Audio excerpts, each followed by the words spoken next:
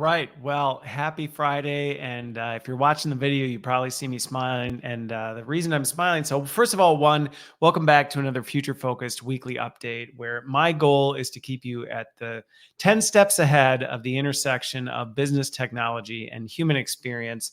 And I'm looking forward to going through these rundowns again today on here.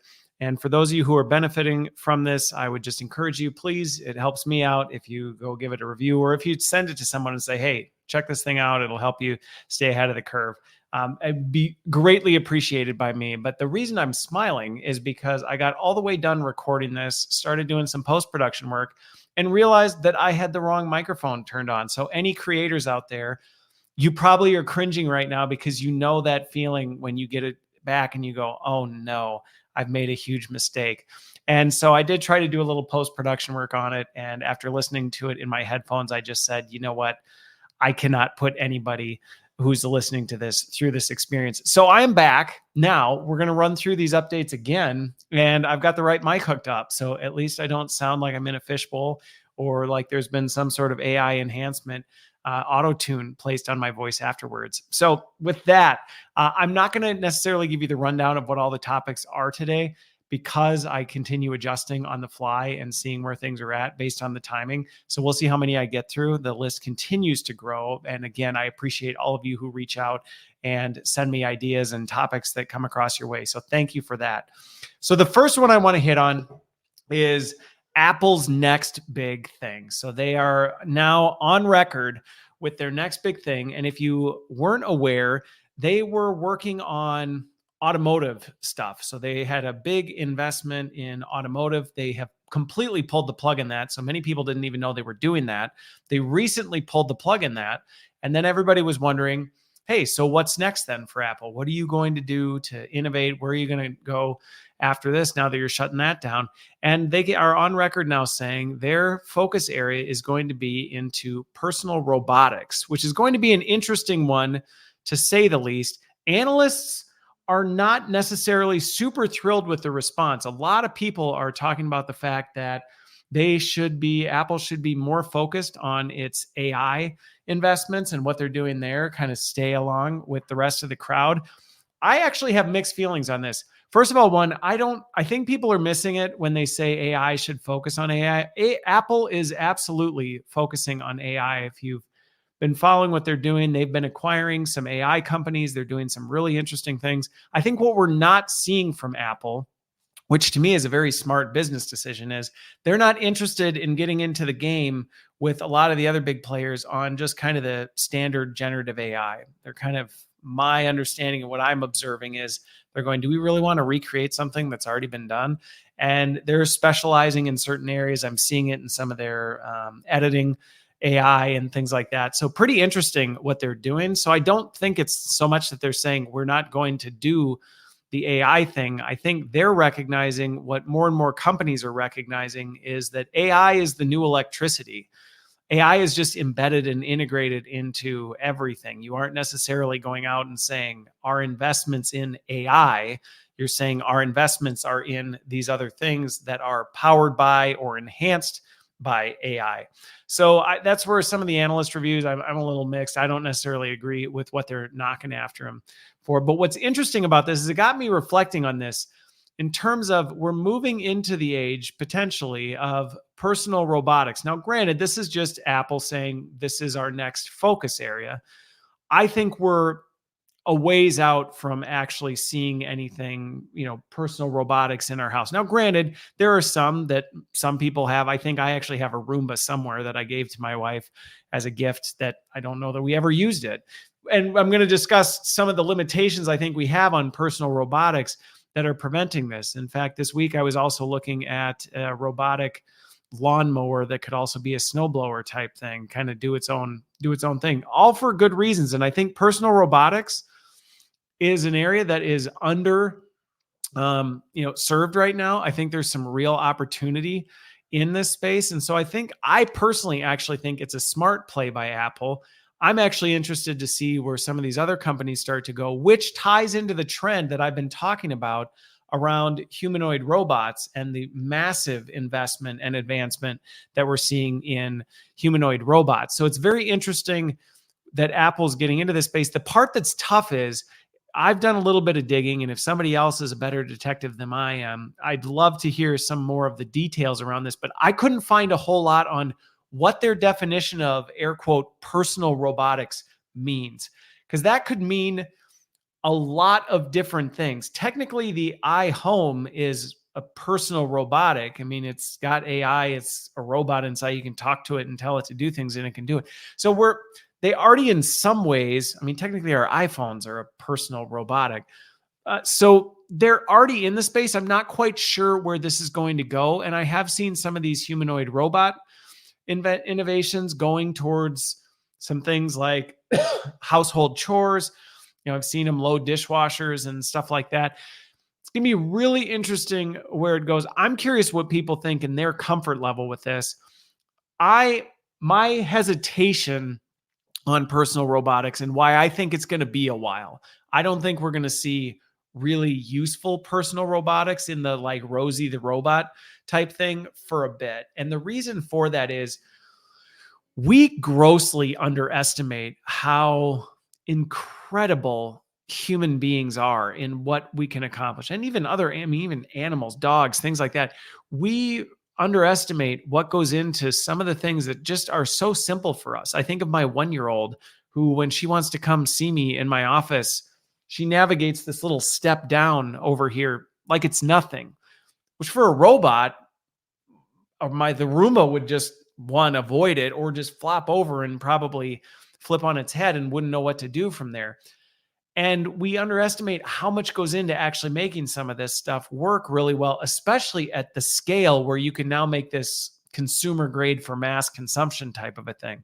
So while you might see some YouTube videos, and I've watched a lot of them, of some of these humanoid robots that can do backflips and jump around and some of these other things, it's not as native and intuitive as a human can do it. And so when I think about personal robotics as a dad of 7, 13 and under, I think about my kids, and there are lots of times I ask my kids to do things for their maturity, to help them become more responsible. But I can tell you right now, the help I get from my kids is often not making my life easier. In fact, many times it's making my life more complicated. And when I think about consumer grade personal robotics, for it to be marketable, it has to actually be more work than it's worth to justify the cost and things like that. So if I think about it, if I have a robot that loads or unloads my dishwasher, but half the dishes break and it dumps the other half in the sink again, which is what my kids do.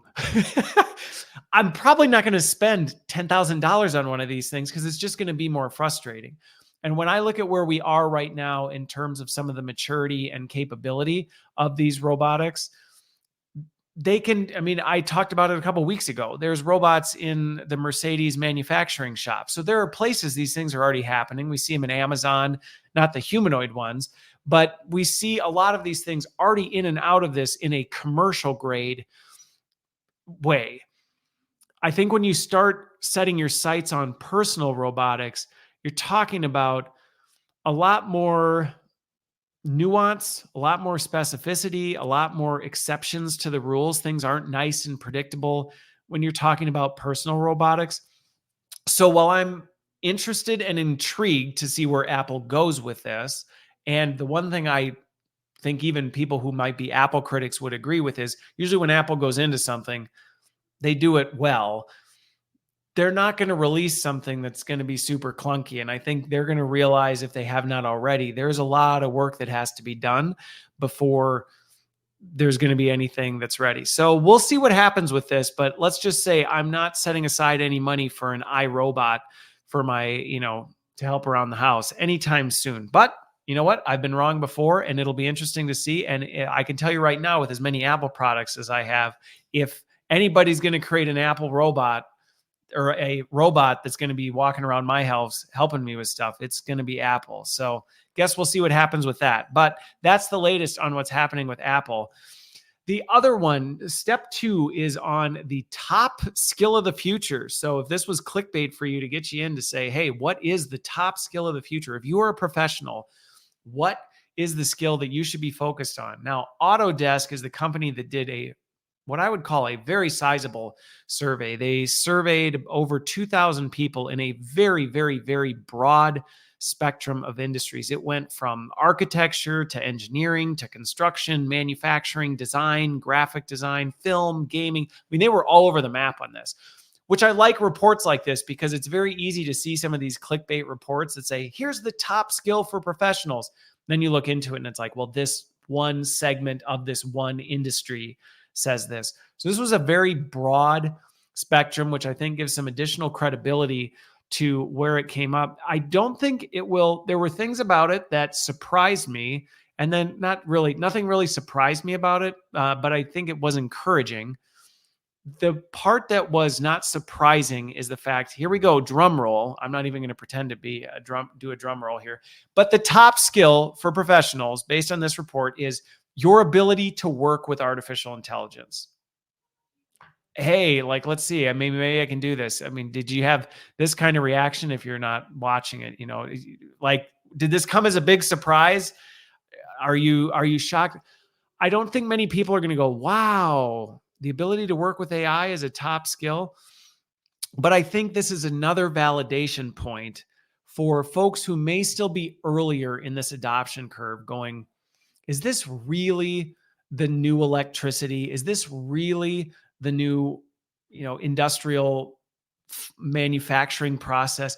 And I think this further validates that, yeah, it is, because when you start looking across this broad segment of industries, this broad segment of jobs, and you have all of them consistently saying, yes, it's important for us to do this. It's important for us to grow this skill. We need to do these things. But we all recognize that in our top skills is our ability to work with AI. And I think one of the things that's really interesting about this, similar to what I was saying with the Apple robotics, is the fact that AI isn't so much a thing that everybody needs to focus on, like, okay, now I need to go do the AI thing, so much as I would encourage every professional out there to be saying, what is it that I do? Where does AI play a role in that? And how can I start experimenting with some of this to figure out where it makes sense and where it doesn't? Because the reality is, regardless of what the press and the headlines say, AI is not great at a lot of different things. And it will, similar to the personal robotics, make more work for you than it solves. But you won't know until you try. And I think what this report really confirms is it is something we all need to be experimenting with and exploring if we want to stay relevant and stay ahead of the curve. And so for anybody who listens or watches this and thinks, that whole AI thing, I'm not going to get involved, or I'm just going to wait for a while, I think it's a foolish mistake to just kind of stick your head in the sand and think, I'll just wait or hope it doesn't hit me. It's going to hit you regardless of where you are. I mean, one of the industries in there I dug into, it's construction. So you think construction, I think a lot of people will be like, construction, what's AI going to do with construction? I used to, for those of you who don't know, I used to build golf courses in my college years. And there's a lot of things as I think back on those times where I go, yep, AI could have helped with this. We could have used it for this. It would have helped streamline these processes. And it could have done this work for us. There's a lot of things in there that I think artificial intelligence plays a role. So for those of you who are thinking, where can I invest time and energy in developing myself that's going to last longer than Christopher's next weekly update? Your ability to work with AI is a really good investment strategy in terms of your personal development. And so I would encourage people around the board, regardless of the industry you're in, regardless of the work you do, to be experimenting with it, because it has the opportunity to positively impact all that you're doing. But you won't know until you experiment. And you're in a much better position if you're the one doing the experimenting and making those decisions, rather than waiting for someone else to make those decisions for you based off assumptions or whatever limited information they have or lack of expertise they have. Because we've all been part of that, where somebody in your organization is making a decision about something that you're supposed to do, And it turns out that, hey, that decision actually didn't go so well for you. So I would just encourage people to actually get out there and experiment with this. I think something else that was really encouraging about the data in this report, as I started looking into some of the things with it, was the fact that even as I looked at all of the different categories of things where people were looking at AI as enhancing this, or we're using it for this, even across the board, one of the things that was really encouraging, everyone, and this reigns true, everyone who was looking at how AI is improving things recognized that it works well alongside other people.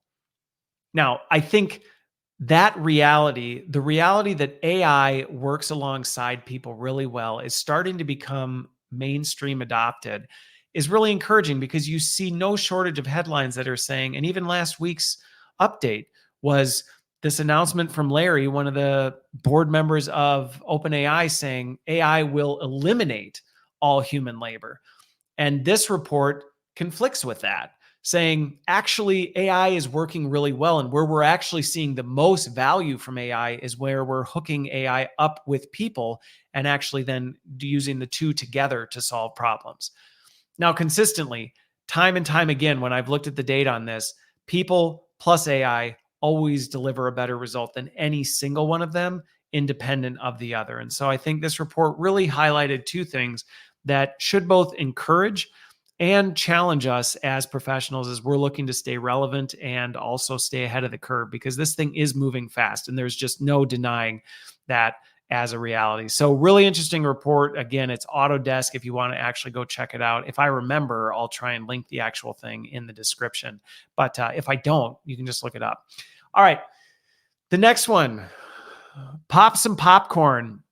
If you have not pre-ordered your tickets, here's an exciting development for you. And I'm saying that with about as much sarcasm as I can and energy as I can, having been recording this now the second time through.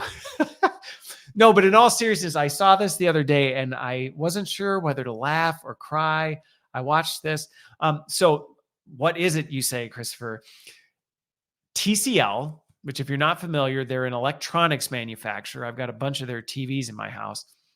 TCL has announced it is coming out with the first ever fully AI generated rom-com, romantic comedy. It is called The Next Stop Paris. Just Next Stop Paris. Sorry. So first of all, let's not knock on rom-coms. I don't even want to go there, because you know what? There's some good rom-coms that I've watched and I would watch again. So it's not the worst genre to target, and they get some attention. So I can understand picking that. Here's some of the challenges I have with this thing. You can see the trailer, and I would highly, highly encourage anybody who watches or listens to this, go out and watch the trailer. Let me know what you think. Comment, send me a message, whatever. Let me know what you think when you watch this. Maybe pause here, then go watch it, then comment, then listen what I have to say on it. Although you probably can tell by my sarcasm where I'm going with this. Now, there are some just very practical issues I have with the way this is being kind of positioned. First of all, one, I don't like clickbait headlines. I don't think it's helpful for society when we put things out there that say these inflammatory or just kind of exaggerated statements. And granted, well, no, it is exaggerated as we get into this. So I don't like that, because I think it's a marketing play. I get why people do it. I just don't think it's beneficial. But some of my issues with this are, first of all, it's not even an accurate representation. So they're saying this fully AI generated rom-com. Well, or movie. First of all, I don't know that I would call it a movie. Now, granted, there may be some short film folks, and I know some in my circles who would say, hey, a movie doesn't have to be an hour and a half, 2 hours long. And that's fair. But this is not a full-length movie. It's probably more like a TV episode. Okay, so short film at best. So it's a short film. So not necessarily accurate represented there. Then saying it's fully AI generated, it's not fully AI generated. Now, when you dig into it, the script of this is supposedly written by a person. The voices are written by a person, which if you didn't watch my live stream from earlier this week, I talked about how AI can be used to clone voices and things like that. So I'm guessing there's probably AI involved with the voices, but it's supposed to be actual people who were the voices for this. And supposedly the music was human. Now, if the trailer is any indication of the people involved in this, and my apologies if you were one of the people involved in this who did this, uh, you might want to change careers. Maybe stick to manufacturing televisions and stay out of the film business, because the script, the voices, and the music were not anything that I think is going to be winning an Emmy or Oscar. I can't keep them straight anytime soon. So let's just say that. I also would be really curious what kind of combination of AI generation in here. If you watch the trailer, you're going to see this. It's a hot mess, to say the least. I mean, to me, this is an example of, if you said, look, AI can do this, and you just said copy paste, let AI do it, this is kind of what you'd get. The people look, I don't want to say terrible, but you can definitely tell their AI, and the way they're moving does not look human at all. Their mouths, I mean, the whole thing moves. There's a scene where it pans past what kind of looks like London's Big Ben, and it's a mess. The Roman numerals aren't even the right Roman numerals. They're a garbled mess of like Roman-ish objects. It's not good. The landscapes are all over the map. You're like, wait, did they just literally transfer continents in this scene? The characters look different in every shot. I actually thought it was a whole suite of characters, only to then watch it a couple more times and go, I think those are supposed to be the same people, but they don't look like the same people in every other scene. So the company stands behind it and says, this is a first and going to be a marketing differentiator. They are holding high this. I guess the wisdom that I take from this, that I would encourage others to take from this, first of all, on that last comment of it's a first and it's a marketing differentiator. Just because you're the first to doing something doesn't mean it's a competitive advantage. And so for anybody, whether it's AI, tech related, or whatever, if you're going to do something and you're just doing it to say you were the first one to do it, I would caution you to maybe, I don't know, pressure test it with a few audiences before you really go all in on this type of a thing. But I think the bigger piece with this is, I think we can find this to be an encouragement. And this is why I put it after the top skill of the future, that it's pretty clear that this is a majority done by AI, not people. And that even if there are people heavily involved in this, there's a big difference between people involved in something who are masterfully skilled at their craft and then using AI to help them get better, and either taking amateurs who go, AI is a superpower, so I can make a Oscar-winning film. You can't. And if it truly is fully AI generated, it's a pretty big evidence point that, yeah, AI is not coming to take everything from people. And it goes back to my earlier point.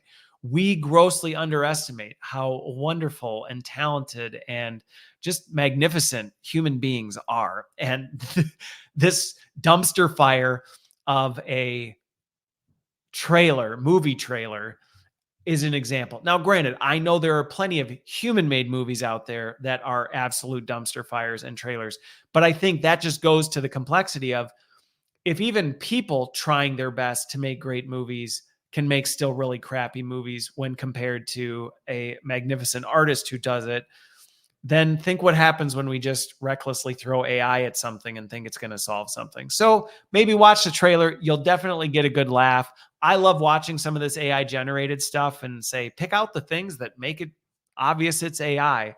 So it's a pretty short trailer. So definitely check it out. Again, the movie is Next Stop Paris.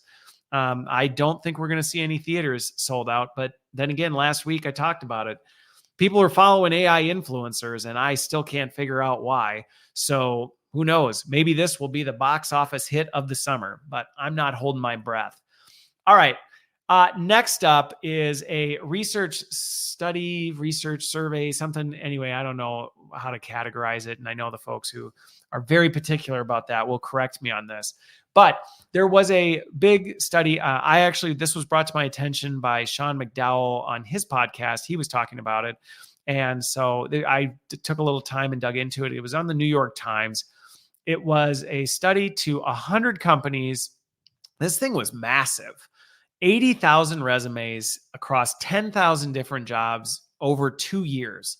They basically applied to 80,000. They took 80,000 different resumes and applied them to 10,000 different jobs at 100 different companies. And their goal with this was to sniff out how much progress have we made, or where are we at when it comes to hiring bias? And when I say hiring bias, I'm talking about that initial phase where you submit your application and the company determines, company or machine, because again, if you weren't familiar, companies are using AI in many ways to eliminate people right out of the gate. So regardless, it was kind of testing the waters to see how good are companies, or how good or bad are companies at weeding out bias from their hiring process. And so they did this over the last 2 years. The data's out now. And, it was encouraging, and, just a humble reminder, we've still got a ways to go, would be the best way that I would describe it. There was a lot of encouraging components to it. And then there was also just kind of this stark reminder that it's like, well, we live in a broken world and we've still got some work to do. And that's disappointing, but I guess that's just room for improvement. Here's what it found. Overall, across all of that, there still was almost a 10% bias towards white applicants versus applicants that were presumed Black. And the way they did this, which I don't always think is helpful, but I get what we're trying to do with it. And what they did is if you looked at the resumes, they showed some examples. They used super stereotypical white names on some, and then super stereotypical Black names on others. And so that's really what they were looking for, was would these kinds of things really cause a differentiation in that? And in approximately, 10%, it did. People were selected, or eliminated based on the names on the resumes, whether they were white or Black, which is disappointing. It's disappointing that number, granted, is technically single digits, but we still got some significant bias that we have some room to improve on this. At the same time, where I think we have to be careful is sometimes this stuff, and I see this happening so much, and maybe this is just a reminder for people to check those emotions. And a lot of the stuff I create, I tell people, slow down when you read the headlines and actually take some time to dig into this stuff, because that statistic could absolutely be positioned in a way to be very inflammatory and very divisive, to kind of call out that we still have this double-digit discrimination between whites and Blacks in the hiring process. And I agree that is room for improvement that we absolutely need to continue pursuing. At the same time, being inflammatory and intense about these things tends to drive the other side further away, and it prevents us from actually having a dialogue about it. And I think there's some encouraging things in this data. If you were to look at these numbers 10, 20 years ago, they would not have been creeping into the single digit territory. They were significantly higher than that. And I think that's a real testament to the positive progress we've made in some of this space. If you actually dig further into the data and kind of bifurcate it out even further, you'll see that 1/5, 20% of the companies were actually responsible for half of that 10%. And there were actually lots of examples that showed absolutely zero difference.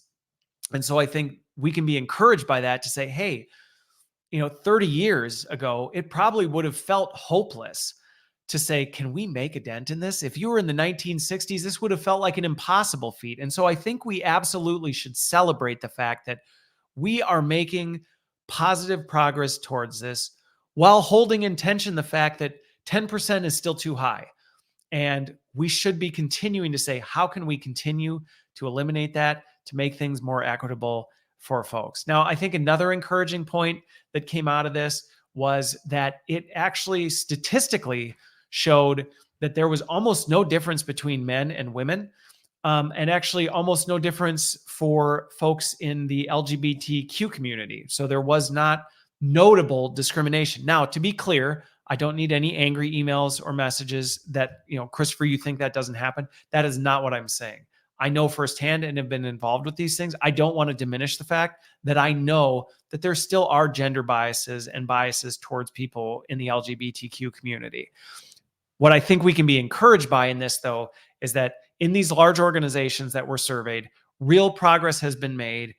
And we should celebrate that and say, now, how do we continue that momentum into smaller and medium-sized businesses? How do we talk to those organizations that didn't have bias show up in their stuff and learn from them? What practices have you implemented? What kinds of things have you done to reduce that? Because these companies, I can tell you right now, from some of the research in the past, they would have been on a much bigger list than what this one was.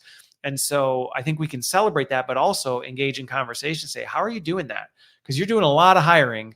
You're doing a lot of, you got a lot of scale you got to do. You can't sit and personally go through all of these things. How are you doing that effectively in a world where sometimes it's just so much easier to just move fast and not think about the long-term implications on this? And so this research, I think, is a bright spot that should encourage us to continue to do more, while at the same time recognizing the progress that we've made and figuring out how do we now continue to do this? Because the reality is some of this hiring bias stuff, it's only going to potentially become worse if we're not careful with it as AI takes on a more and more dominant role. Because some of the things that did come out in that research were, there were definitely certain industries that, still had stronger biases towards this. And sometimes, and this may not be a popular message, sometimes I think that's okay. We might say, well, like based on the work for this or based on these kinds of things, it makes sense that we would lean more towards, men versus women type of thing. I think color doesn't, I don't think that makes sense. But I think there are certain situations where we need to critically analyze this stuff instead of approaching things through a purely, hey, everything should always be equal for everybody. It's like, well, that's just not the way the world works. There are just certain things where it does make sense, and I think the message I would put out there to job seekers who may be frustrated by some of the numbers that are still there. And I can relate to this on a personal note, which you may say, Christopher, you're a white dude. Like, what do you have to say on this? What I will say is I am very focused on focusing on my family, and that has put certain constraints on my life where there are certain things that I just can't do. So you see me in this chair a lot. You don't see me doing live streams from other parts of the country or around the world. And it's because I'm home. And that has definitely limited my career opportunities over the years. And that is super frustrating sometimes. But it's also something that I've had to say, yes, it's a barrier, but it's a barrier that I'm just going to have to fight to overcome. And I may not like it, but I'm going to just lean into it and not be defined by the barriers that others have placed around me. So for those who may be looking at this and still feel discouraged and go, well, like I have a disadvantage. You know what? You still do. You still do. And there are lots of people who have their disadvantages that they have to overcome. And there's a whole spectrum of diversity where people are having to overcome different disadvantages. And sometimes the hard reality is you have to accept those disadvantages and say, now, how am I going to beat it? And how am I going to overcome that? And I have experienced that firsthand. I was told many, many times, you will never achieve your career success so long as you're prioritizing your family, so long as you're setting these expectations of, not traveling as much as maybe other professionals would, or not being willing to relocate or go into an office type of a thing. And I think those are really important realities that I would love it if we could completely eliminate them. But in a state where they are still here, they're realities that we have to live with. All right. So hopefully I balance that with both sensitivity, because I do recognize it and it does frustrate me to still see that. But I hope that it can also be an encouragement for the progress that we've made. All right. Last one, and then I will wrap it up. What's crazy is my timing is like almost perfect still. All right. You may have, if you've listened to any of these, I've talked a little bit about transhumanism and some of the stuff. Now, usually when I've been talking about it, I've been talking about it through an AI lens of like, superseding our consciousness or augmenting our heads with Gen AI models and some of the crazy stuff people are trying to do. Go listen to my other episodes if you want to know where I sit on that, but I'll give you a hint. I'm very skeptical and concerned about some of the steps we're making. But this transhumanism move, I actually think is pretty awesome. So I don't know if it's DINSYS or DNSYS. I'm not sure which one it is, but they are launching on Kickstarter. It might have already launched this week. This popped up in my feed and I was like, I want one of these. They've got the XI, and it is an all-terrain exoskeleton. It is under $1,000. It only weighs 3.5 pounds. And this thing can counterbalance up to 83 pounds. So if you got an 83-pound pack on your back, it's going to be like you're walking with nothing on you. Now, granted, it's not only if you're just carrying a pack. Imagine if you're just wearing that, going on a hike, and you just don't have the pack. The reduction on the stress on your knees and, being able to have so much more endurance. I mean, the range on this thing is 15 to 18 miles. So, I mean, you can really do some serious hiking. So if you've been avoiding climbing Everest, this may open that back up. Maybe not really, but maybe some other things might open back up with this thing. And if you see it, it's actually sleek. It's slim, pretty easy in terms of what it looks like from some of this. And so this is the kind of stuff that I get excited about when I look at some of these advancements, not just because they're cool, although it is super cool, but I also think about some of the really pragmatic approaches. And maybe some of this is because of my background in growing up in a funeral home, but also as I've gotten older, I start to feel things that I didn't feel before. I get tired sooner than I used to get tired. And so I look at some of this stuff where I go, hey, there are people who probably have limited mobility or maybe can't do certain things that they still would really like to do. We maybe can't completely reverse it, but we can slow it down with simple things that don't permanently change our bodies or don't permanently start messing with our neurology and other things like that. And something like this that you can throw in a backpack, 3.5 pounds, and slip it on and go on a hike. Now, one of the funny parts about this is this reminds me a little bit of when electric bikes came out, and they took a lot of heat because everybody was saying, oh, now people are just getting lazy. They don't even want to ride a bike anymore. I actually just saw a research study on this, that people who ride electric bikes actually get more fitness gains out of it than people who don't.